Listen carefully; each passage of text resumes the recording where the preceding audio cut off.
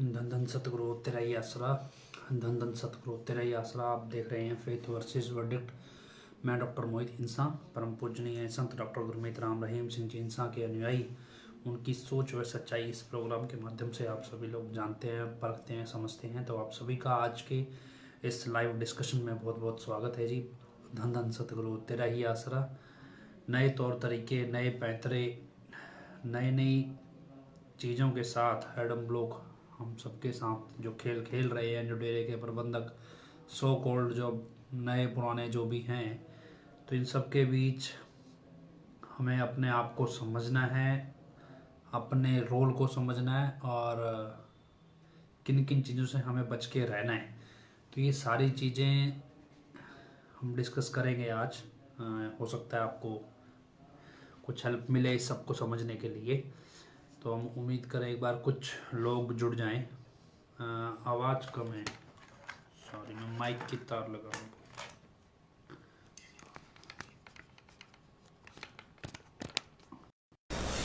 जी sorry, mic की तार लगाना भूल गए थे। अभी आवाज़ ठीक है? एक बार आप बता दीजिएगा।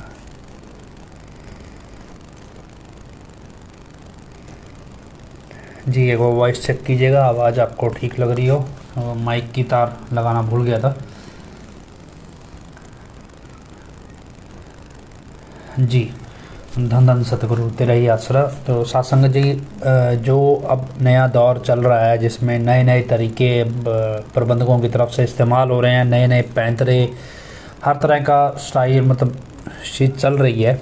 और इन सब के बीच हमें अब देखना है कि हम कहाँ खड़े हैं, क्या हमारा ऑब्जेक्टिव था डेरे में, किस डायरेक्शन में हमें बढ़ना था और किस डायरेक्शन में हम बढ़ रहे हैं। तो ये सारी चीज़ें हमें अब समझनी है और इसके हिसाब से खुद को भी एडजस्ट करना है और क्यों हम अपने मेन टारगेट से भटक ना जाएं। और ये सारी चीज़ें मतलब हमें जाननी ज़रूरी हैं। तो इसको लेकर हमने डिस्कशन आज रखा है। हम डेरे में जो भी साथ संगत है, ऑब्वियसली हम मतलब साथ संगत के बिहाफ पे मैं बात कर रहा हूँ कि हम बतौर साथ संगत डेरे में आए अपनी आध्यात्मिक तरक्की के लिए। दुनियादारी में हमारा बिजनेस, कारोबार, नौकरी जो भी है सबका अपने अपने तरीके से है। बच्चे हैं, स्टूडेंट्स हैं, स्टडी कर रहे हैं, तो बड़े हैं, पैसा कमा रहे हैं, नौकरी कर रहे हैं, परिवार पाल रहे हैं। सबकी अपनी अपनी समस्याएं हैं। किसी की समस्या है भी, परेशानी है, घर में बीमारी, परेशानी, कलह कलेश, बच्चों की पढ़ाई, बच्चों की बीमारी, कोई और परेशानी जो भी आती रहती हैं ज़िंदगी में। तो ये सब परेशानियां हैं, सब कुछ हैं। तो ये सब चीज़ लेके हम अपनी आस्था का टोकरा हमने डेरा सच्चा सौदा में ला के रखा और उसके बाद से हम अपनी ज़िंदगी अलग तरीके से जी रहे हैं। हमारी परेशानियां हल हुई, कह लो हमारी परेशानियों में कभी कोई मददगार बन के खड़ा हुआ, किसी के कोई सत्संगियों ने मदद की होगी, कोई ऐसी परिस्थिति में फंस गया जहां उसे लगा भी अब कोई सहारा काम नहीं करेगा, वहाँ पे भगवान का सहारा चाहिए। और जब वो डेरे में आए तो उनके साथ एक चमत्कारी घटनाएं हुई जिसमें उनको लगा भी हाँ, डेरे के साथ जुड़ने से ईश्वरीय शक्तियाँ हमारे पक्ष में काम कर रही हैं या हमारे पे ईश्वर की रहमत होने लगी है। और ये सब चीज़ें भी आधार बनती गई और अलग अलग तरह से हम डेरे में जुड़े। मतलब क्या है, कुल मिला के आज की स्थिति में जो भी लोग डेरे में आस्था रखते हैं उनको भी ये चीज़ समझ में आ गई कि हमें डेरे के ज़रिए अपनी आस्था बनाए रखनी है और इस आस्था में हमने आगे बढ़ना है। और इसमें दो है, एक तो हम संरक्षण है कि हम संस्था है, एक संस्था में 4 लोग हैं, 50 मतलब लोग हैं जैसे आपके इलाके में, हर इलाके में वो आपके एक तरह से परिवार की तरह है। आपको संरक्षण मिल रहा है और इसलिए आपको लगता है इन सबसे बनी रहनी चाहिए, इन सब के सामने हमारी इज्जत बेइज्जती जो भी है वो सब के बीच हम अपनी आस्था का बैलेंस बनाए हुए हैं। दूसरा क्या है कि कुछ लोगों को चौधराहट है भी, ठीक है जी, डेरे के जरिए बिजनेस आ जाता है या डेरे की पहचान की तरफ वजह से 4 ग्राहक आ जाते हैं। वो अपनी डबल पहचान के साथ भी जीते हैं, जिनका अपना व्यक्तिगत स्वार्थ रहता है भी हमारी पहचान दूसरी भी बनी रहे जिससे हमारा बाकी लोगों में भी ना बिगड़े और डेरे वाली पहचान भी बनी रहे। तो वो जो डबल पहचान के साथ भी लोग जीते हैं। उनकी एक दुनिया है जो सत्संगी के बतौर है और एक दुनिया जो गैर सत्संगी के तरह से चलती है। तो ये चीज़ें चल रही हैं। बहुत कम लोग ऐसे मिलते हैं जिनका टारगेट सिर्फ और सिर्फ आध्यात्मिक तरक्की होता है। भाई आध्यात्मिक तरक्की में भी कई तरह की तरक्कियाँ, आपको भक्ति मार्ग पे बढ़ना है, आपको तपस्याएं करनी है, आपको ज्ञान अर्जित करना है, और भी हमें आध्यात्मिक ज्ञान अर्जित करना है। और इस सब से हटके जो हम इसको कहें कि चरम सीमा जिसे हम कह देते हैं अध्यात्म की, वो होता है अभी सतगुरु का, ईश्वर का प्रेम पाना है। जैसे गुरु नानक देव जी ने लिखा है, अभी जो तो प्रेम खिलन का चाहो, सिर धर तली गली मेरी आओ, इस मार्ग पैर तरीजे, सिर दीजे कान ना कीजे। मतलब जो वास्तव में ईश्वर का प्रेम हासिल करने निकले हैं उनके लिए ये रास्ता बहुत टेढ़ा है। बाकी सब अपना अपना बैलेंस है। अभी नाम मिल गया, आधा घंटा सुबह शाम नाम जप लेंगे, जितना भी जिसकी कैपेसिटी है, इसको सिमरन करना है, भक्ति करनी है, अपने अपनी समस्याओं के हिसाब से कर लेंगे, जिसकी जैसी समस्या है। नई समस्या है तो भी सचखंड में जाना है, जिसको दर्शन करने हैं नूरी स्वरूप के, वो अपनी आत्मिक चढ़ाई के लिए ध्यान साधना में नियम से सुमन कर रहे हैं, वो लोग भी हैं।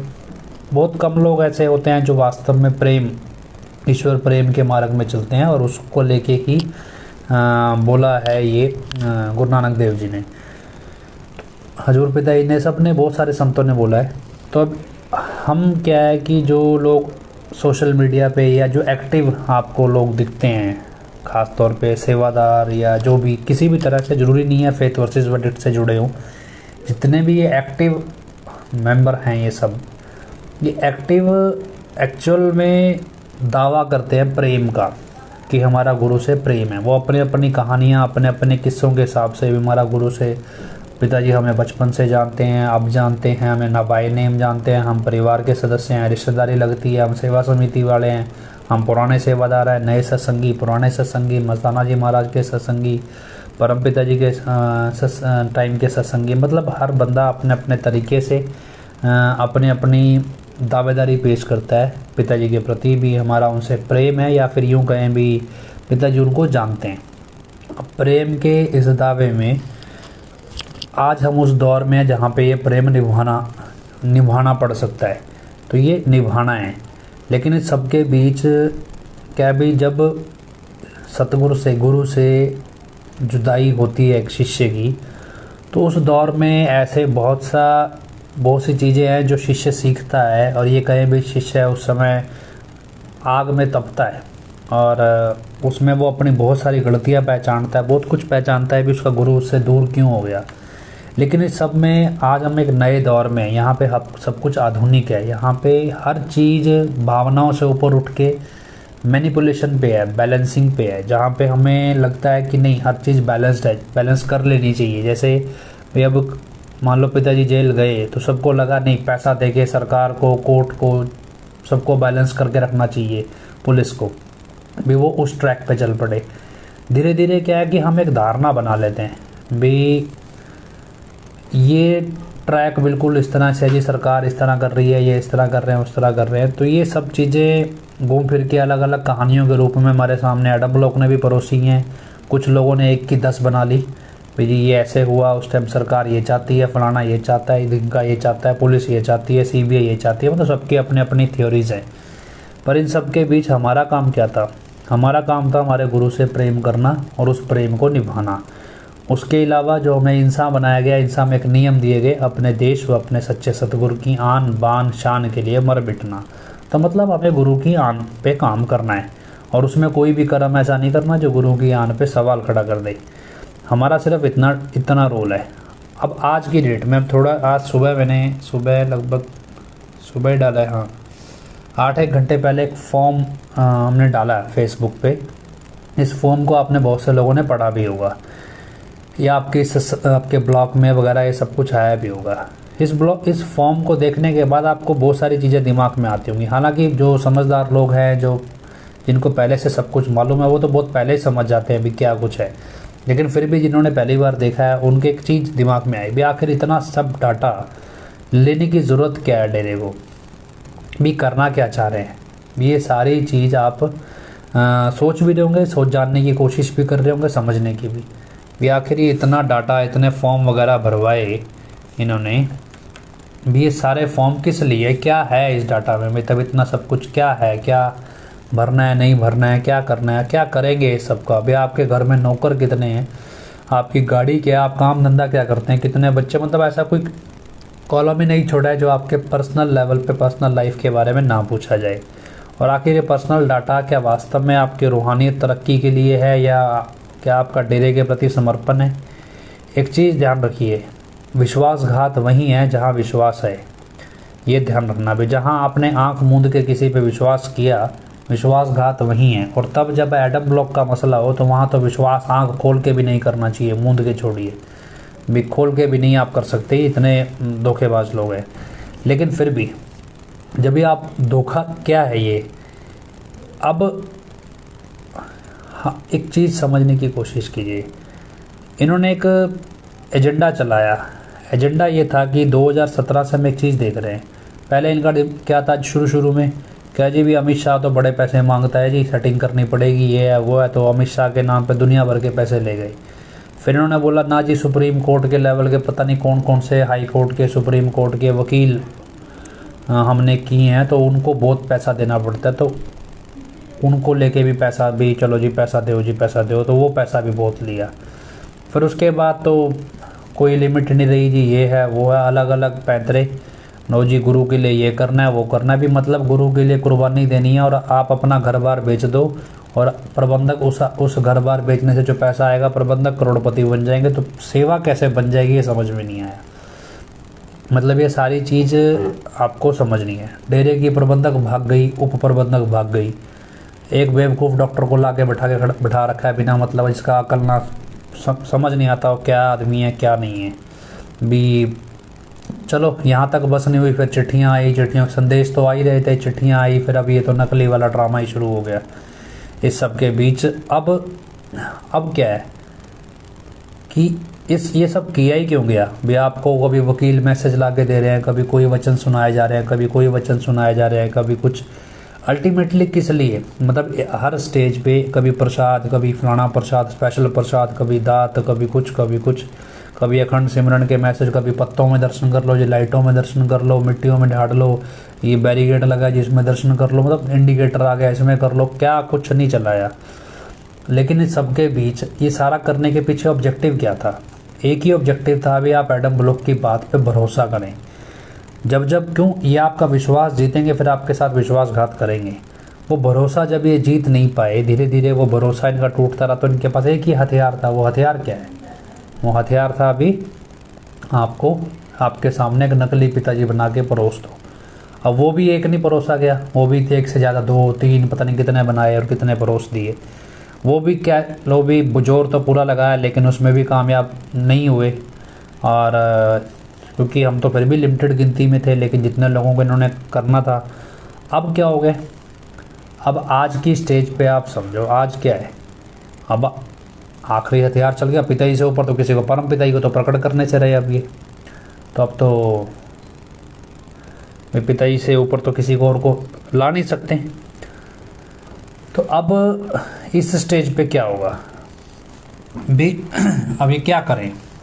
तो अब क्या, ना तो अब ये है कि एडम ब्लॉक को, तो फिर भी एडम ब्लॉक का भरोसा तो फिर भी नहीं आ रहा है ना, तो भी, लेकिन अब करें क्या फाइनली? क्या अब तो जो भी बात आपके सामने, जो भी सवाल आएगा, अब आपके सामने एक ही सवाल है, कोई भी सवाल आपके सामने खड़ा होगा तो आप कहेंगे भी जवाब देने के लिए जब पिताजी खुद अवेलेबल हो सकते हैं इनके अकॉर्डिंग, तो फिर उन सवाल का जवाब किसी और से ही क्यों लें? मतलब आप सोचो भी आप हनीप्रीत से पूछोगे, आप किससे पूछोगे, तो किससे लोगे सवाल का जवाब? आप खुद, आपको पता तो पिताजी अवेलेबल है खुद भी, पिताजी ही जवाब दे सकते हैं। तो आप हर चीज़ का जवाब लेने कहाँ जाओगे? पिताजी के पास। पिताजी तो मतलब आपके हिसाब से तो पिताजी इनके हिसाब से भी ये आए हुए हैं, भी वो जवाब मांगेंगे। अब इस सबके बीच आपके सामने फॉर्म आ गया। अब क्या कर रहे हैं? एक्चुअल में क्या है, उनको ये समझ नहीं आ रहा है। समझ तो आ रहा है लेकिन उनको ये नहीं समझ में आ रहा है कि चलो हम इसको आध्यात्मिक स्तर पे लें कि भाई पिताजी ने बोला था तुम्हारी कोई चाल कामयाब होगी नहीं, जो चलोगे वो उल्टी पड़ेगी। लेकिन उस सबके ऊपर जो इनके सलाहकार हैं, जो दुनियावी तौर पे इनको सलाह दे रहे हैं, इन्होंने क्या किया? अभी कंप्लायंस कहते हैं इसे दुनियावी भाषा में, भी आपके ऑर्डर की कंप्लायंस नहीं है और उस कंप्लायंस के लिए आपको ऐसा चेहरा उतारना पड़ेगा जिसको लेके कंप्लाइंस आए। तो सबसे पहले इन्होंने शुरू में तो शाही परिवार का एक हवा बना के रखा, भाई शाही परिवार की सहमति में सारा काम हो रहा है। और धीरे धीरे शाही परिवार का जब रोल उतना डिमार्केट नहीं हुआ, समझ नहीं आया, तो उसके बाद हनीप्रीत का रोल भी बीच में घुसाने की कोशिश की। हनीप्रीत को प्रोजेक्शन देना चाहा, पर वो भी प्रोजेक्शन हनीप्रीत का बन नहीं पाया। तो कुल मिला के लास्ट में ये स्टेज आ गई। अब असल में क्या है कि कंप्लायंस अभी भी नहीं है। तो अब क्या इनको लगता है कि हर एक सत्संगी इनकी तरह स्वार्थी है। नो डाउट जितने भी जिम्मेवार, खास तौर पे जिला स्तर से लेके अब नेशनल लेवल तक जितने भी जिम्मेवार हैं वो सारे करप्ट हैं टोटली। तो लेकिन अब कंप्लायंस फिर नहीं आई भी, मतलब कंप्लायंस का मतलब है कि आपका कहना तो फिर नहीं मान रहे लोग। तो उस स्टेज पे खड़े हैं। अब ये जाए कहाँ? अब इनके पास चारा नहीं है। तो इनको लगता है भी सब लोग स्वार्थी हैं, तो क्यों ना इन सबको हम काम ऑफर करें, भी हम आपको काम दिला देंगे। जिनको नहीं मालूम, गांव के लोग हैं सीधे साधे, जिनको नहीं समझ में आता है, उनको हम बताएं कि आजकल क्या है। आजकल एक व्यापार चलता है उदाहरण के तौर पे, और वो दिल्ली में बड़े शहरों में अच्छा खासा चलता है। चंडीगढ़, दिल्ली, जयपुर, बेंगलोर, ऐसे मुंबई बड़े शहरों में। उसमें क्या, एक अर्बन क्लैप या जस्ट डायल आप सुनते हो, कंपनियों के नाम हैं। ये कंपनियां क्या करती हैं, आप किसी को भी, आपको घर पे, जैसे बड़े शहरों में क्या है, जनता ज़्यादा है और उसके हिसाब से दूसरे लोग भी चाहिए। मान लो मिस्त्री चाहिए, किसी को इलेक्ट्रिशियन चाहिए, किसी को प्लम्बर चाहिए, तो ऐसे सिस्टम बहुत हैं। तो ये एक ही, अगर इस फॉर्म को पढ़ के, जो फॉर्म आज इन्होंने सर्कुलेट अभी संगत में किए जा रहे हैं, इसको पढ़ के समझने की कोशिश करो। ये 3 तरीके से काम कर रहे हैं। पहला ये कि आप वास्तव में व्यापार क्या करते हैं, आपकी आमदनी कितनी है, भी ये सब कुछ कितना, क्या कुछ है आपका बैकग्राउंड, उसमें क्या क्या आप उनको पैसा दे रहे हैं या नहीं दे रहे। अगर नहीं दे रहे हैं तो आपको फंसाया कैसे जा सकता है, या आपको काबू में किया कैसे जा सकता है। अब ऑब्वियसली इतना फॉर्म तो वही भर के देगा जो बिल्कुल ही अंधभक्त होगा, जो दिमाग बिल्कुल नहीं चलाएगा। तो अब उसमें अगर आप, क्या आपकी कैपेसिटी के हिसाब से जो पैसा आप ये आपसे निकाल सकते हैं, क्या वो आप दे देंगे। अब रह गए दूसरे लोग। दूसरे कौन से लोग हैं? जो लेबर क्लास हैं, या जो काम धंधा है, जो काम ढूंढ रहे हैं या काम बढ़ाना चाहते हैं, उनको दिखाया जाएगा सबज बाग। उस सबज बाग में ये आपको मेंबर बनाए, मेंबर में आपसे पैसे ले, आप हमारी कंपनी के मेंबर बनो, आपको ये फैसिलिटी दिलाएंगे, ये काम दिलाएंगे। क्योंकि ऐसे ऐसे नमूने 45 नंबरों ने बहुत काम किए हुए हैं। नौकरी दिलाने के नाम पे, प्रॉपर्टी दिलाने के नाम पे, ज़मीन खरीद बेच के नाम पे बहुत पैसे ठगे हैं। भी हम आपको ये करा देंगे, ये करा देंगे, ये करा देंगे, बहुत कुछ है। तो ऐसे एक अर्बन क्लैप नाम की एक एप्लीकेशन है, वो चलती है बड़े लेवल पे। अगर आप ढूंढोगे इंटरनेट पे, प्ले स्टोर पे आपको एंड्रॉयड एप्लीकेशन मिल जाएगी।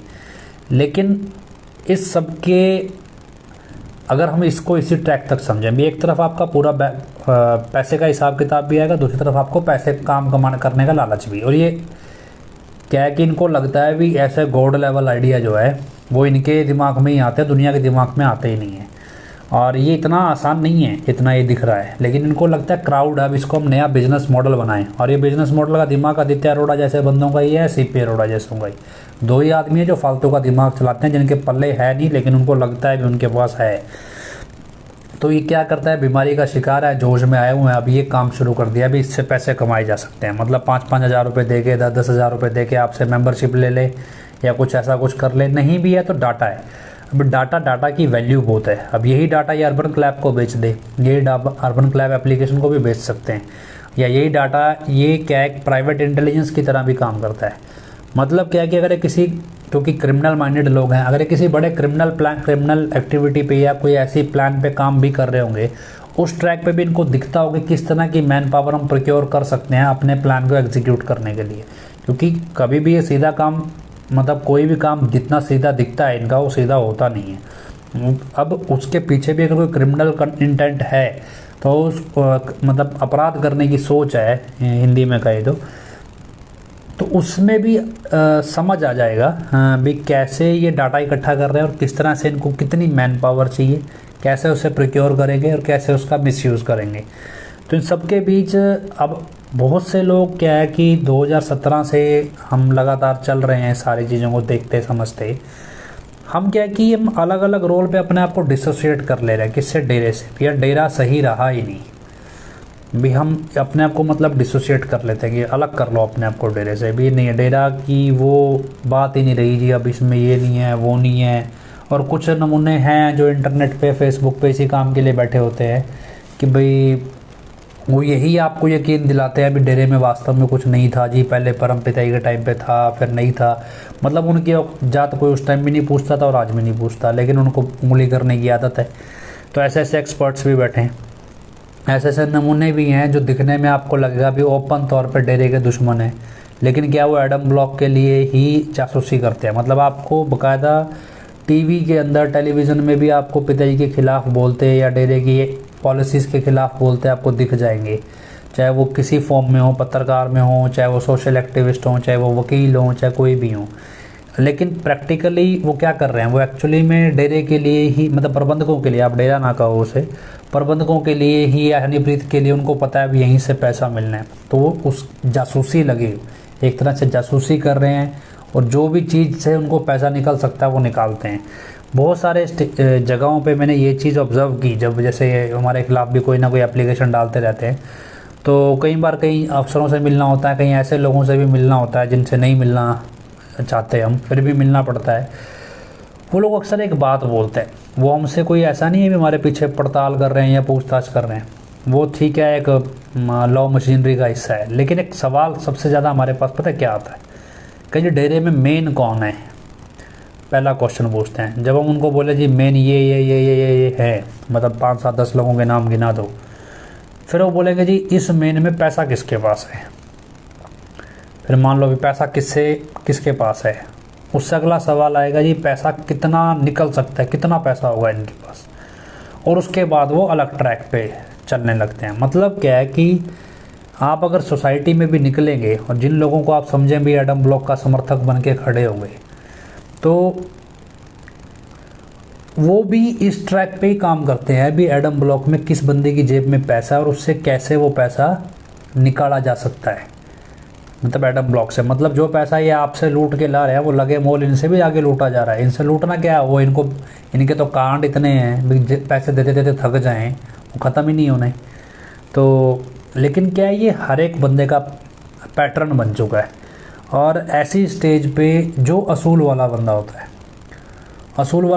है, वो सोचता है भाई, जब मान लो हमारे को भी काम पड़ते रहते हैं अपने, तो जो असूल वाला होगा वो बोलेगा नहीं भी मैं ये काम नहीं करूँगा, भी मैं डेरे का पैसा नहीं लूँगा। डेरा तो लूट का पैसा रखता है, भी कोई मेहनत से तो कमाता नहीं है। डेरे के प्रबंधक जो कमाते हैं पैसा, मेहनत का तो है नहीं। और हम डेरे के लिए मैनेजमेंट के लिए काम नहीं करेंगे। मतलब चाहे वो सत्संगी है चाहे वो गैर सत्संगी है, वो मना कर देते हैं हमें काम नहीं करना। इनफैक्ट ऐसे किसान भी मुझे मिले जो डेरे को मैनेजमेंट को, या आपको डेरे के अंदर अपनी जैसे बीज होता है या फिर पौध होती है स्पेशल किसी तरह के पौधों की, वो सप्लाई करते थे, वो भी मना करके बोले नहीं जी हम नहीं सप्लाई करेंगे, आपके काम जो है वो गलत हैं। इस दौर में कुछ ऐसे लोग भी मिले। इन दिनों ब्रह्मचारी जो हैं वो बहुत ज़्यादा डरे हुए हैं, जो सत ब्रह्मचारी हैं। उनको लगता है जैसे अभी अजीत सांगवान था, अभी उसकी हत्या हो गई और सबको मालूम है ठीक है पुलिस के अंदर FIR है जी, एनोनिमस है, हिट एंड रन का केस है या पोटेंशियल सुसाइड है, ये सब बना के फाइल क्लोज हो जाएगी, कोई बड़ी बात नहीं है। छोटे से गांव का केस है, वहाँ जाके पैसे पूसे खिलाओ, थोड़ा बहुत तो मैनिपुलेशन इन्वेस्टिगेशन में हो ही जाता है। लेकिन जो समझदार हैं, जो बैकग्राउंड जानते हैं, सबको मालूम है ये अजीत सिंह कैसे मरा और किसने मारा और क्यों मारा। ये आप आम संगत को पता ना पता हो, लेकिन सबको पता है। पर ब्रह्मचारियों में एक अलग डर बैठ गया। उसके बाद अब सिरसा शहर का एक अलग जो माहौल है, सिरसा शहर में जो लोग पुराने जुड़े हैं मस्ताना जी के समय से, शासक नाम सिंह के टाइम से, उन सब में एक नई चर्चा का फिर से दौर चल पड़ा कि भी एडम ब्लॉक सुधरने वाला नहीं है, इन्होंने फिर से आदमी मारना शुरू कर दिया है। ब्रह्मचारी हैं वो अजीब से डर में हैं भी, अब क्या करें भी। अभी यूपी वाला आया था, नई तरह का प्रसाद दे गया, गुलाबी शर्टें पहना गया हमारे को भी, अच्छे भले सत ब्रह्मचारी थे, अब जोकर बना के रख दिए। और उसके बाद बंधुआ मजदूर की तरह हो गए, ना फ़ोन यूज़ कर सकते हैं, बंधे रहो पड़े रहो, कईयों के पास तो काम ही नहीं है, सारा दिन बैठो उठो खाओ और घूमते फिरते रहो बिना मतलब कि, कहते ना कि वो कुत्ते कुट भी, हाथ में डंडा दे के छोड़ दो, बस सारा दिन जितने कुत्ते दिखते हैं उनको पीटना ही है। तो ऐसे बहुत सारे ऐसे भी हो गए भी जो डेरे में खा तो डंडा लेके घूमते रहो, बस करना कुछ नहीं, जौन सा दिखे उसको पीटते रहो। तो इन चीज़ों की जौन सा फालतू का रोब मारना, मतलब ये इन कामों तक सीमित रह गया काम। तो इस सब में सारी उलझने हैं। मतलब एक तरफ अपराध की दुनिया है, एक तरफ पैसा लूटना है, एक तरफ क्या है भी ज़मीनें कब जा रहा है, डेरा कब जाना है जी, एक तरफ हत्याएँ शुरू हो गई। दोबारा से सबूत मिटाने हैं। और फिर उसके बाद ये जो रूहानियत के नाम पे नौटंकी चल रही है, ये अलग ही चल रही है। और इस सब में एक समझदार आदमी कहे भी मैं कहाँ फंस गया, भी किस स्टेज पे ये सारी चीज़ें हैं और मैं कहाँ फंस गया, अब निकलूँ कैसे इससे बाहर। तो यहाँ पे आपको अपने आप को पहचानना है, खुद को पढ़िए भी आप कहाँ खड़े हैं, आप क्यों डेरे में आए थे, क्यों डेरे से जुड़े हैं, क्या एडम ब्लॉक का पेट भरने के लिए जुड़े थे, या आप डेरे के अंदर मतलब आपको लगता है भी डेरे की में आपकी कमाई नहीं जाएगी तो डेरा चलेगा नहीं, या जब डेरे में पैसा नहीं आता था तो डेरा चलता नहीं था, या आज पैसा आपने इतना दे दिया अभी आपको लगता है भी 2 नंबर में पैसा देना एक आम सी बात है, अभी इसको हम इलीगल नहीं कह सकते धर्म के कानून में। तो ये सब चीज़ें आपकी सोचना गलत है। रूहानियत का एक ही असूल है, वो असूल है गुरु का वचन मानना। अगर आप उदाहरण लें ना इतिहास में उदाहरण लें कि भाई लोगों ने तलवारें भी चलाई, हथियार भी उठाए, ये सब हुआ, उन सब ने कोई ये नहीं है कि हथियार इसलिए उठाए भी उनके पास विकल्प नहीं था, या जब हथियार नहीं उठाए तो नहीं उठाए, जब उठाए तो उठा लिए, ज़रूरत से ज़्यादा उठा लिए। असल में वही शिष्य कामयाब रहा जिसने हथियार उठाया लेकिन गुरु के हुक्म में नहीं उठाया, बलिदान दिया गुरु के हुक्म में। शिष्य का धर्म सिर्फ और सिर्फ गुरु का वचन मानना है। उस वचन में जो मर्जी हो, जो भी हो, वो समाज में मानवता के हित के लिए होता है। इसके अलावा उस अपने एंड पे शिष्य को भी डिसाइड नहीं करता भी मैं इसको मार दूं, इसको दुख पहुंचाऊं या इसको ख़त्म कर दूं। उसका कोई स्टैंड नहीं होता। स्टैंड सिर्फ गुरु का होता है। उसका काम है सिर्फ गुरु का वचन मानना, जो गुरु से रास्ता दिखाए उस पर चलना, जो गुरु करने को कहे वो करना, गुरु कहे उसके हिसाब से चलना।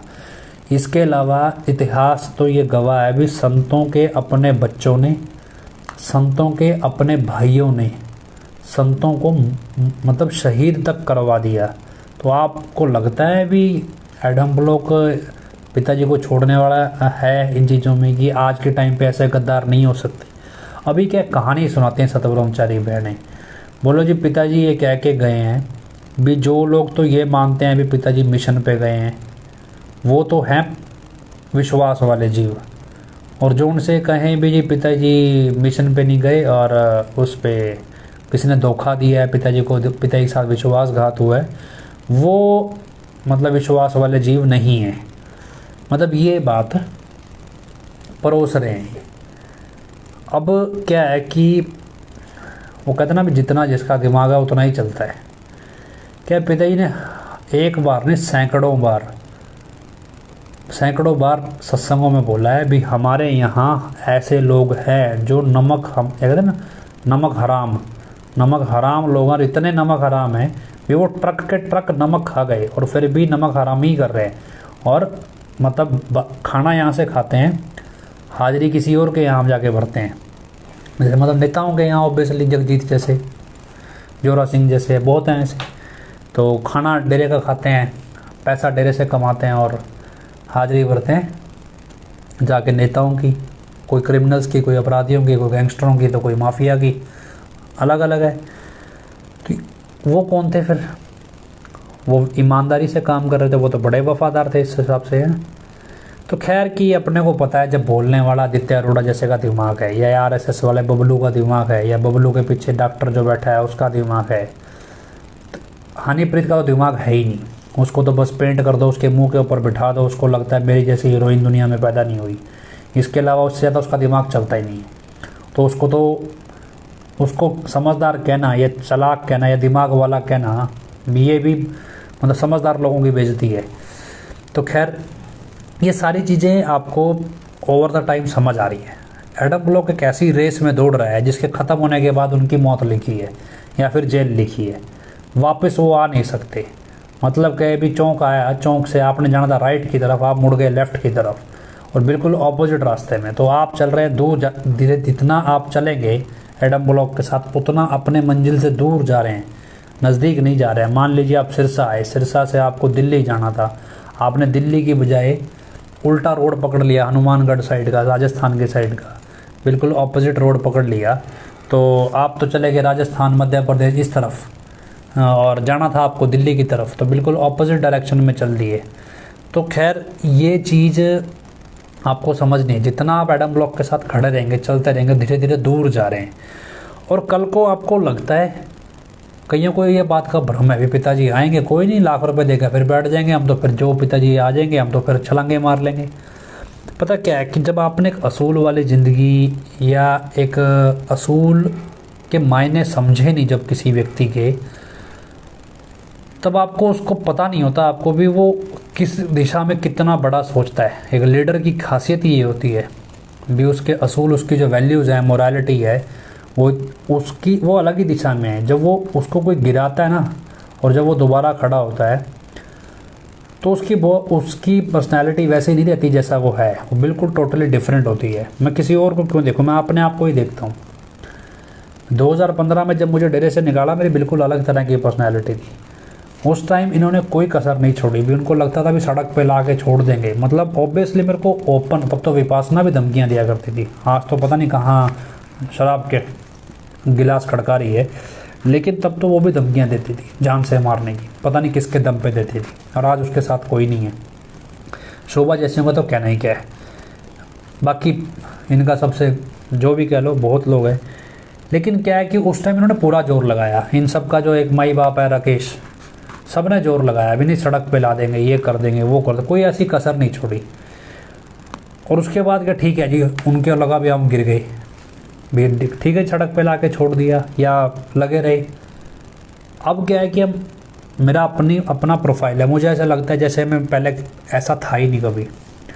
अब क्या है, अब हमारे जैसे बिल्कुल अलग तरह से सोचते हैं। अब हमारे को अपराध होने से पहले समझ में आ जाता है भी किस दिशा में चल रहे हैं, क्या कर रहे हैं। एडम ब्लॉक छोड़ियो भी, आज अगर पिताजी हों सामने तो मेरे जैसा आदमी तो राकेश दिड़बा का वैसे ही गर्दन कॉलर पकड़ ले 2 मिनट के अंदर।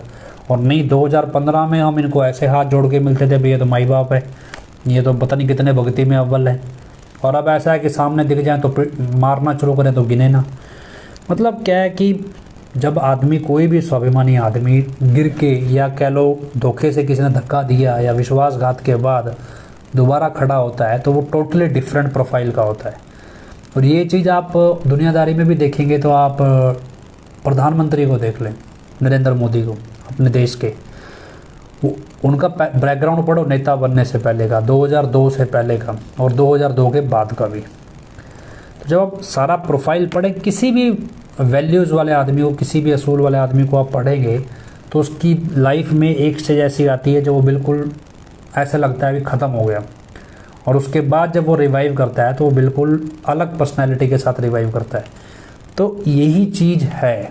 और जब दूसरी पर्सनैलिटी, जो उसकी सेकंड टाइम पर्सनैलिटी होती है, उस पर्सनैलिटी में डर, दबाव, मतलब किसी भी तरह का पहले से बहुत कम हो जाएगा। बिल्कुल ना, मतलब जितना पहले था उसका कितने सैकड़ों गुना कम हो जाएगा वो सब कुछ। क्यों? क्योंकि वो उठना सीख गया गिर के।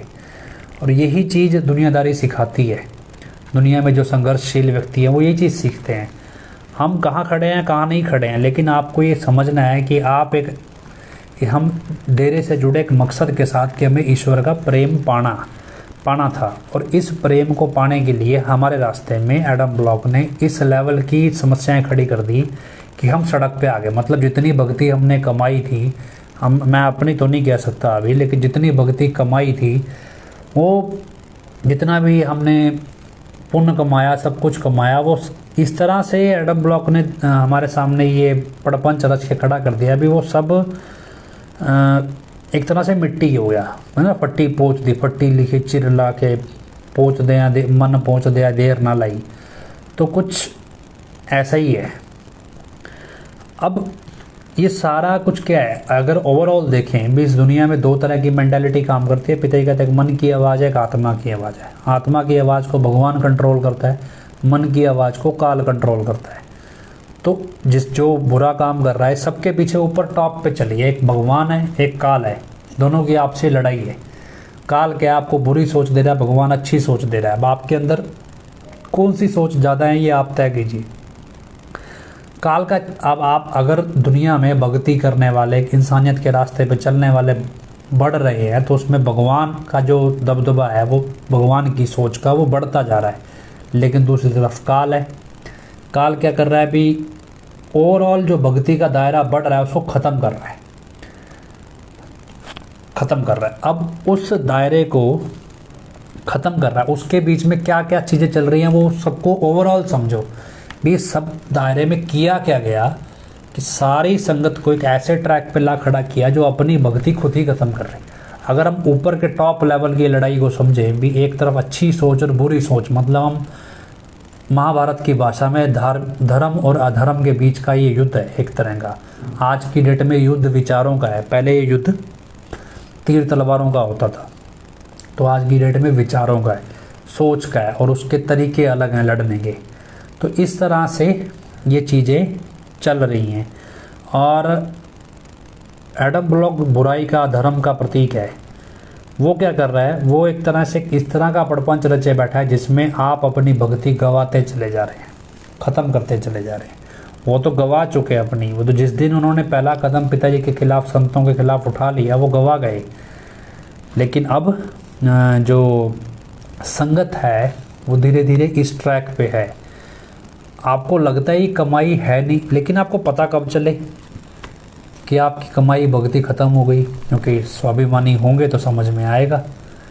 तो क्या है कि असूल, आनख, गैरत, स्वाभिमान, ये सब चीज़ें आपको देखनी होंगी, समझनी होंगी। और इस सब के बीच जब आपको समझ में आए कि कुछ भी नहीं रहा, मतलब कल्पना कीजिए भी अगर ये सब कुछ एक्सपोज हो जाए, उसके बाद आप कहाँ जाएंगे, किसको मुंह दिखाएंगे और किस मुंह से खड़े होंगे। आपको लगता है भी 4 पैसे फेंकेंगे या फिर चापलूसी करेंगे, भगवान खुश हो जाएगा या पिताजी खुश हो जाएंगे उस चापलूसी से? भाई सोच के देखिए। चलो, जो लोग डेरे में आए अपना कारोबार करते हैं वो तो ठीक है, कैलकुलेटिव हो सकते हैं, मैनिपुलेटिव हो सकते हैं। जो सतब्रह्मचारी बने, गुरु ब्रह्मचारी बने, वो आजकल दुनिया में कई तरह की चीज़ें चलती हैं। लिव इन रिलेशन चलता है, सिंगल फादर होता है, सिंगल मदर होती है भी, वो नई शादी करते, अकेले रहना पसंद करते हैं, और उसमें उनके लिए कोई धार्मिक नियम या सामाजिक मोरालिटी का नियम नहीं होता, मतलब वो अपने ट्रैक पे चलते हैं। कोई करैक्टर, सारी चीज़ें, ये सब चीज़ें उनके लिए कोई मायने नहीं रखती, वो उस ट्रैक पे चलते हैं। लेकिन वो दुनियादारी में हैं, वो ओपन है, वो सबको खुला ही बोलते हैं भी हम ऐसे हैं। लेकिन एक दूसरी तरफ इसका बिल्कुल ऑपोजिट पर्सनालिटी है कि जो आप सब कुछ त्याग दें। हम सेवा करने आते हैं महीने में 1 दिन, साल में 2 घंटे, 6 घंटे, 1 दिन, 2 दिन, ऐसे करते करते 1 दिन से शुरू होते हैं तो 365 दिन होते हैं साल में। तो अपने अपने हिसाब से लोग सेवा करते हैं, उस हिसाब से पिताजी दात भी दिया करते, ये सब कुछ। उसके आगे चलेंगे भी, जो लोग मतलब ख़ास तौर पे सेवा पे, जैसे जहाँ पे विश्वास करना पड़ता है, जिम्मेदारी संभालनी पड़ती है सेवा में, कि भाई 10 लोगों से सेवा करवानी है तो उनका परिवार का ध्यान रखना, उनकी आपसे ज़रूरतों का ध्यान रखना, ताकि वो सेवा भी करे, उनको पारिवारिक परेशानियाँ ना हो, ये सब चीज़ कैलकुलेट करना, ये इन सब चीज़ों को लेकर भी मतलब कुछ सेवादार जिम्मेवार होते हैं ऊपर, जो इस भी अकाउंटेबिलिटी जिनकी होती है। उस सबसे ऊपर एक सतब्रह्मचारी, ब्रह्मचारी या साधु कह लो, वो होता है। वो सोचता है भी यार मैंने ज़िंदगी में और कुछ करना ही नहीं है सिवाय गुरु के हुक्म में सेवा करने के अलावा। वो कह देते हैं भी सच्चे सौदे, मतलब फ़कीरी जिसे कह देते हैं हम भी, वो फ़कीरी ज़िंदगी में चले गए। अब आज की सिचुएशन में मतलब कोई 10 साल, 15 साल, 20 साल, 25, 30 साल ऐसे हैं जी रहे, लेकिन ऐसे फ़कीरी में जो घुसे उन्होंने क्या किया, वो उन लोगों से भी बदतर हो गए जो मतलब किसी धार्मिक नियम को ना मान के सिंगल मदर की तरह रह रहे हैं। किसी भी आदमी से संबंध बनाना पसंद करेंगे, कोई आदमी है तो किसी भी औरत से संबंध बनाना पसंद करेगा, जैसे वेस्टर्न कल्चर है, विदेशी है। इस तरह की सोच के लोगों से भी बदतर हो गए। इन्होंने क्या किया, इन्होंने मैनिपुलेट किया सिस्टम को छोड़ो, संतों को, पिताजी के साथ। मैं एक वीडियो आपको डालता हूँ आज या कल सुबह या आज लाइव के बाद डालूंगा एक वीडियो पिताजी का ही। पिताजी कहते हैं भी अगर हम कई बार टोक देते हैं ना, कुछ कह देते हैं, तो हम कह दे तो इनके दिमाग में इतना कुछ है भी, ये हमारी 10 गुना ज़्यादा बेइज्जती करवाना चाहते हैं। मतलब इनका प्लान, मान लो पिताजी ने किसी बंदे के सामने डांट दिया किसी प्रबंधक को, और उसको लगा मेरी इंसल्ट हो गई, तो उसके बाद वो प्रबंधक इस तरह का प्लान बनाता था कि मैं नहीं कह रहा हूँ, पिताजी के वचन है, आपको मैं डालूंगा इस पे फेसबुक पे। पिताजी कहते हैं इस तरह का प्लान बनाता है कि 10 गुना ज़्यादा बेइज्जती करे वो पिताजी की, एक तरह से करवाए। तो ये जो माइंड सेट है, अब आप फ़कीर साधु बने किसके लिए? भी पिताजी के लिए आपने ज़िंदगी जीनी है, समाज के लिए। और उसके बाद इस तरह की सोच, और ये मैं नहीं कह रहा, पिताजी के वचन है। हालांकि कल परसों ही नाम चर्चा में सुने मैंने, जो ये ऑनलाइन नाम चर्चा डेरे से चलती है लाइव, इसी में लगा रखे थे भी 10 गुना ज़्यादा बेइज्जती करवाएंगे। पिताजी फिर आगे बोल रहे हैं, कहते हैं भी आम आदमी भी समझ जाता है, भी आम आदमी भी नहीं भूलता इस तरह की बेइज्जती, तो फ़कीर तो कैसे भूल सकता है? फ़कीर को तो सारा कुछ ही याद पता होता है, सब कुछ ही पता होता है कि पीछे सब कुछ कौन कहाँ कितनी प्लानिंग कर रहा है। तो ये सारी चीज़ें आपको समझनी है। इस सब के बीच जो सबसे इम्पॉर्टेंट है वो आपको अपनी आध्यात्मिक दुनिया की पवित्रता को बनाए रखना है। क्योंकि क्या मौत किस समय किसकी कब लिखी है कुछ पता नहीं, लेकिन सबके बीच आपको दोबारा जो गवाई हुई भक्ति कमाने का मौका मिलेगा या नहीं मिलेगा ये मालूम नहीं। ये भूल जाओ भी ये हजूर पिताजी का कुछ बिगाड़ लेंगे, ये ऐसा ऐसा दिखता है जैसे 10 बंदों को बिठा ले ला के, इनके बस का नहीं है भी एक भी चीज़ ये पिताजी से मेल खा जाए। जिनको खुद को आज तक कुछ समझ में नहीं आया भी पिताजी हस्ती क्या है, वो घंटा पिताजी की हस्ती बना लेंगे। उनको लगता है भी पिताजी जैसा बंदा कोई उतारो फिर हम मान लेंगे। जिसने अभी अपने गुरु की हस्ती को ही नहीं जाना वो वो उनके लिए क्या मायने रखते हैं? भी ऐसे ही लोग हैं इनके पीछे लगने वाले जिन्होंने अपने गुरु की हस्ती को ही नहीं जाना। सवाल ये कि अब जो से ब्रह्मचारी बन के आए, अब जो हैं, अब आपको भी, मैं तो अनपढ़ था जी, भोले वाला था, ये झंडा लेके आप कहाँ जाओगे? क्या आपको विकल्प नहीं था आपके पास? क्या आपके पास मौका नहीं था? क्या आपके पास एक बार में बात सामने नहीं आई?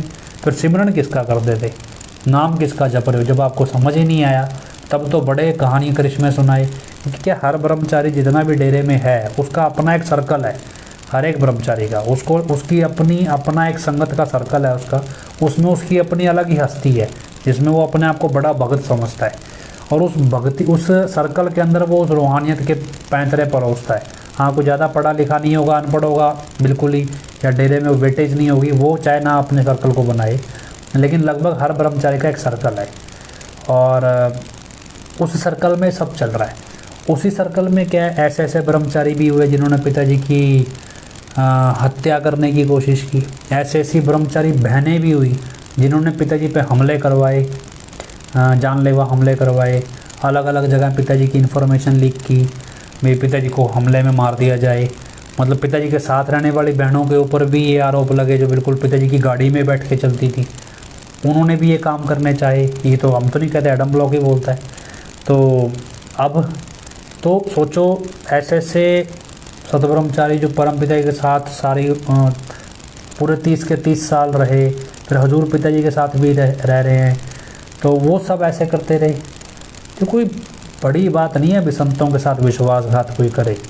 और ये कोई पिताजी कहता है कोई धर्म जात थोड़ी बुरी है, तो आदमी बुरा है वो अलग बात होता है। कई बार जो ऐसे विश्वासघाती लोग हैं खास बिरादरी के निकल आते हैं तो ज़्यादा हाईलाइट हो जाती है बिरादरी, लेकिन धोखा तो कोई भी दे सकता है। तो सारी चीज़ों को आपको समझना है, इस सब में आपको आध्यात्मिक पवित्रता हमें बना के रखनी है अपनी भी। हम कहाँ खड़े हैं, क्यों डेरे में आए थे और क्या मायने थे हमारे आने के। क्या ना पिताजी बोलते जब जागो तभी सवेरा है, भी आपको समझ जाना चाहिए। तो भी जब जागो तभी सवेरा, और जाग जाओ तो बढ़िया है। किसी ने कमेंट लिखा जी बाबा जी के कहने पे हमें धमकी देते थे। कहना इस समझदार बंदे कैसे होते हैं मैं आपको प्रैक्टिकली बताऊं। देखो, हम पिताजी को लेकर चर्चा कर रहे हैं और हमारे लिए पिताजी से बढ़ के कोई है नहीं। मुझे आज तक सामने से या पीठ पीछे, सामने से और पीठ पीछे 25 अगस्त 2017 के बाद किसी की हिम्मत नहीं हुई जो धमकी दे दे। और पिताजी से मतलब पहले अगर विपासना और ने धमकी दी, तो पिताजी के कहने पे दी होती तो मैं पिताजी से ही बात की है मैंने सारी इस मसले पे। तो क्या ना, अब इन गधों को पता तो होता नहीं जो लिख देते हैं। मेरी खुद की जब सारी बात हो चुकी, होती है, होती रहती है, होती रही, मतलब अगर मेरे को नौकरी से निकाल दिया गया तो भी मेरे पास ऐसे बहुत मौके थे उनके पिताजी से मैं मिला भी, बहुत करीब से बात भी की, तस्वीरें भी खिंचवाई, और सब कुछ मौका था। और एक बार नहीं आया, कई मौके आए। और ऐसा नहीं है कि हम कोई, मेरा केस जैसे उसे उस टाइम भी दबता था, मेरा केस जड़बा या हनीप्रीत मेरा कुछ उखाड़ लेगी। मुझे तब भी एटलीस्ट हनीप्रीत के परिवार की करतूतें मालूम थी, और मैं खुल के बोलता था भी ये इस तरह की करतूतें करते हैं। और क्या है कि लोगों को लगता है भी नहीं हम पिताजी के दुश्मन बने, हम क्यों, मतलब जिनको लगता है कि पिताजी के हक़ में खड़े ही क्यों हैं, क्यों, उनकी खुद की औकात कभी ऐसी रही नहीं। उनको खुद को लगता है भी पता नहीं हमारे जैसा तो राजदार ही कोई नहीं है डेरे के अंदर, और हमने तो सब कुछ देख लिया।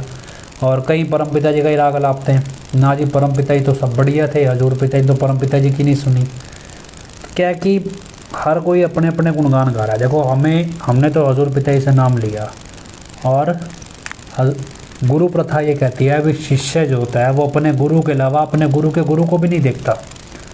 हमने ना तो परम पिताजी को देखा ना जानते, हमें जितना परम पिताजी के बारे में जानते हैं वो हजूर पिताजी की वजह से जानते हैं। और हमें कोई मतलब नहीं है परम पिताजी ने क्या कहा क्या नहीं कहा। परम पिताजी ने ये कहा था जो हजूर पिताजी से प्रेम करेगा वो हमसे प्रेम करता, तो हम हजूर पिताजी से प्रेम करते हैं। उन्होंने ये नहीं कहा था भी जो हमसे प्रेम करेगा वो हजूर पिताजी से प्रेम करेगा। तो खैर ये सारे हैं। रही बात आज का गंगू ब्राह्मण कौन है, तो कोई लिमिट ही नहीं है।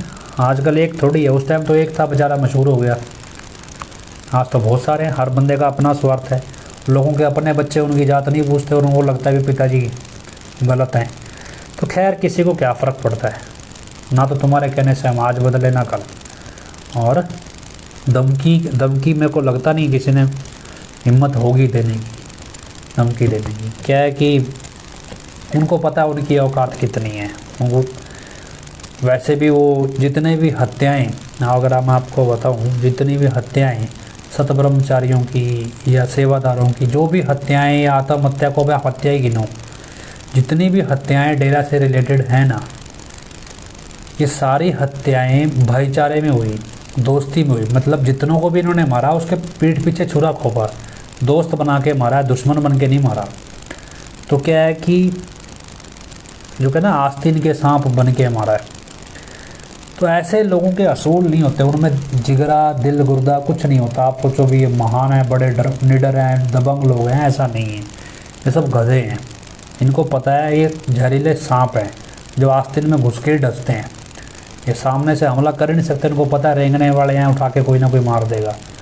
तो ऐसे ही हैं। तो खैर इसमें कोई वो नहीं है। पर हमारा जो आज का डिस्कशन करने का सारा ऑब्जेक्टिव वो यही है कि हमें अपने आप को, अपना जो दायरा है, हमारी जो ज़रूरत है हजूर पिताजी की, हमें वो आध्यात्मिक तरक्की, आध्यात्मिक दुनिया की है। और उस दुनिया में, इस दुनिया के कोई स्वार्थ मायने नहीं रखते। भी आपको लगे भी आपको प्रबंधक बनाया जाएगा या जिम्मेवार बनोगे या सेवा मांगता है शिष्य भी, सेवा मिले मुझे किसी भी तरह, हजूर पिताजी कोई सेवा मतलब मिले मुझे और सेवा मैं करूँ भी, ये सारी चीज़ें होती हैं।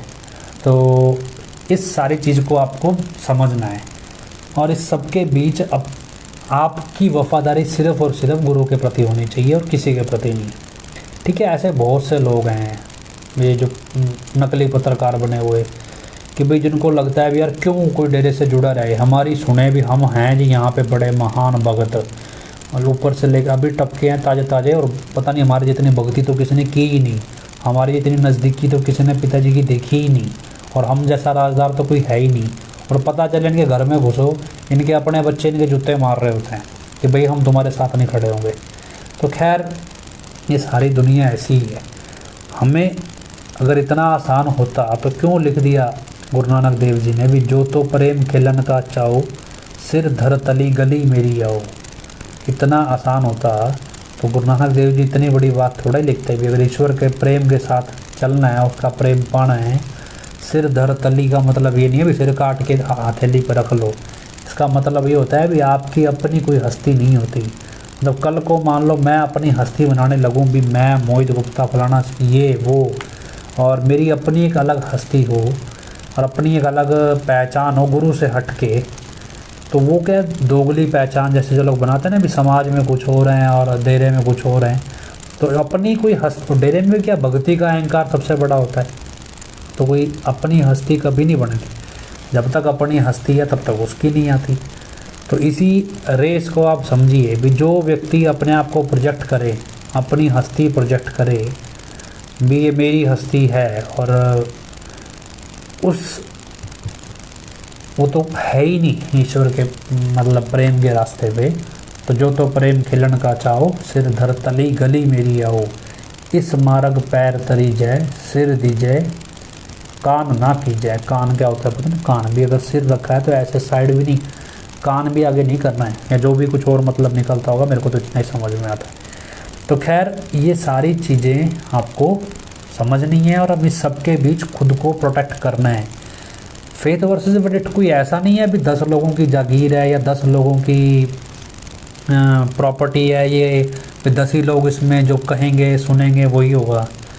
ये एक मंच है, इस मंच पे हम अपने विचार आपस में इकट्ठा कर लेते हैं भी, बांटते हैं और एक दूसरे से समझते हैं। हर बंदे का एक अपना तरीका होता है। हजूर पिताजी का, हर बंदे की अपनी केमिस्ट्री है पिताजी के साथ, उनके प्रेम में उनका अपने तरह का प्रेम है, अपने तरीके से वो पिताजी के प्रेम को परखते हैं, जानते हैं।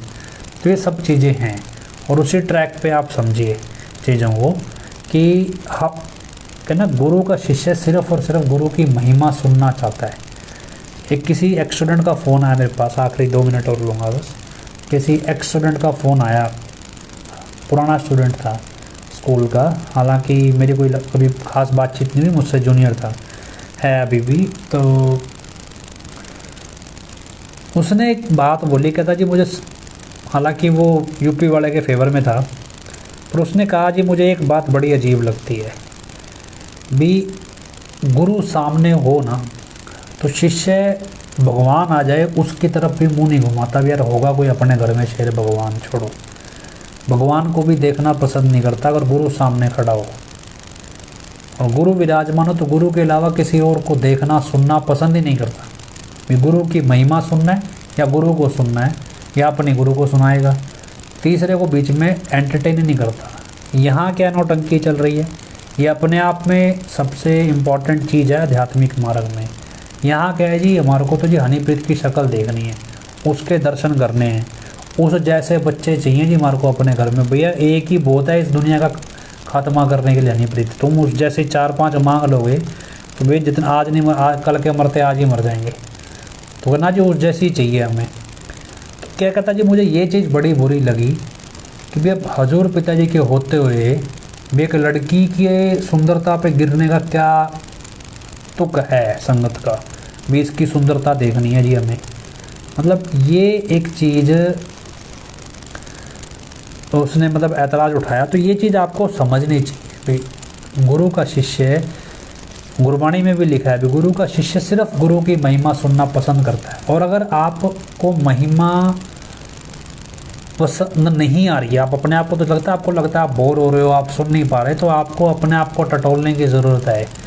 इस दुनिया में हर एक आदमी अपने आप से भाग रहा है, ना वो मुझसे भाग रहा है, ना वो पुलिस से भाग रहा है, ना वो कोर्ट से भाग रहा है, वो अपने आप से भाग रहा है। उसे खुद को ही नहीं पता उसे करना क्या है। लोगों के पास मकसद नहीं है तो रोज़ नए नए एक्सपेरिमेंट कर रहे हैं, नहीं पूरे कर पाते तो नशे करने लग जाते हैं। ये सब चीज़ें हैं। तो ये कोई एंडलेस है, और कोई मतलब आपको मकसद पे पहुंचाने वाले तरीके नहीं हैं। हर एक आदमी अपना काम कर रहा है, पुलिस अपना कर रही है, वकील अपना कर रहे हैं, जज अपना कर रहे हैं, अफसर अपना कर रहे हैं, मंत्री नेता अपना कर रहे हैं, सरकार अपना कर रही है। हमारा रोल अपना है, हमारी आध्यात्मिक तरक्की में क्या मतलब है किसी से। लेकिन इस सबके बीच हमारा संघर्ष क्या है कि हमें हमारे गुरु को पाना है, उसका प्रेम पाना है। और इस सबके अलावा आज की स्थिति में गुरु की आन बान और शान के लिए मर मिटना है, मार मिटाना नहीं है। तो ये ध्यान रखिएगा। और बहुत सारी चीज़ें आपको बारीकी से समझनी है। इस दौर में जितना निखरेंगे, जितना खुद को पहचानेंगे, उतना आगे बढ़ पाएंगे। नहीं पहचानेंगे तो समय किसी का इंतज़ार नहीं करता। बहुत ये नहीं कह सकते कल को आप भी, आपके पास विकल्प नहीं था, या आपको मौका नहीं दिया गया, या आपके पास जानकारी नहीं थी, या आपने अपना दिमाग नहीं चलाया, या आप अनपढ़ थे, या बेवकूफ़ थे, या भोले वाले थे। ये कोई झंडा आपका काम नहीं करेगा। क्योंकि ऐसे भोले भाले भी हैं, अनपढ़ पढ़े लिखे हर तरह का बंदा है जो सारी चीज़ें समझ रहा है, जान रहा है और उसके लिए संघर्ष भी कर रहा है। ये संघर्ष हर एक भक्त के जीवन में आता है। जितना ये नुकसानदायक है उससे कहीं ज़्यादा ये फ़ायदेमंद है। नुकसानदायक ऐसा है कि जितनी आपने भक्ति कमाई, अगर आप फिसल गए तो आप गवा बैठोगे। ये एक मतलब जुए की तरह समझ लीजिए। और अगर आप इसमें निभा गए गुरु से प्रेम, तो जो भक्ति हम सालों साल में बैठ के या जैसे भी कह लो कर नहीं सकते युगों युगों तक भी, वो भक्ति भी इस परीक्षा के दौर में बहुत आसानी से कमाई जा सकती है। दोनों ही स्थिति में हमेशा हमारा ये रहता है एक शिष्य का भी, वो गुरु के सामने हमेशा प्रार्थना करे जो किसी भी स्टेज पे भटक ना जाए। आप ये भूल जाओ भी हजूर पिताजी की सोच नहीं उठेगी, वो उठेगी। किसी के बाप में दम नहीं है वो रोक ले। हाँ, 2-4 टटपूंजे खड़े हो गए बोले ना जी हम कर देंगे, वो ठीक है, सबके अपने अपनी सोच है। अगर लोगों के कहने से संतों की भाषा बंद होने लगती तो आज संत तो फिर कभी महान होते ही ना। संत को दाब ले, ऐसा कोई किसी में दम नहीं है। तो खैर ये सारी चीज़ें हैं और इस सब के बीच आपकी जो भी प्रतिक्रिया हो, आप अपने विचार या आप अपने सवाल जो भी हैं वो भेजते ज़रूर रहिए, लेकिन अपने आप को पहचानो, सच से भागो मत। भागते रहोगे या उस झूठ के साथ खड़े रहोगे तो पिस जाओगे। सच से भागोगे तो भीड़ में गुम हो जाओगे और सच के लिए संघर्ष करोगे तो खैर दुनिया में मशहूर हो ना हो, आप अपनी नज़र में उठे रहोगे और अपने जीवन को तो सार्थक बनाओगे। तो इसी उम्मीद के साथ हम डिस्कशन क्लोज़ करते हैं। तो हम प्रार्थना करते हैं, उम्मीद करते हैं हजूर पिताजी के चरणों में प्रार्थना करते हैं भी ये सच्चाई सामने आए और जो लोग भी ये सच की तलाश में हैं उनको सच्चाई मिले, सच्चाई जाने, सारी दुनिया जाने और संतों का प्रताप दुनिया देखे और जाने सच्चाई की भाषा को, क्योंकि दुनिया को ज़रूरत है। तो इस प्रार्थना के साथ हम हजूर पिताजी के चरणों में नारा लगाते हैं, धन धन सतगुरु तेरा ही आसरा, धन धन सतगुरु तेरा ही आसरा। आखिरी में अरदास बोलते हैं, धन धन सतगुरु तेरा ही आसरा। हे मालिक, तुझे इलाज है, अब बहुत हो गया, तू दया मेर रहमत कर। तेरे प्यार मोहब्बत की राह में हमें कोई दुख तकलीफ़ ना आए, तो ऐसी रहमत बख्श वह सबको सुमति दे। किस तरह से देनी है यह तो सब जानता है, जिसको जैसे देनी है वैसी दे, वो तेरी मर्जी। धन धन सतगुरु तेरा ही आसरा।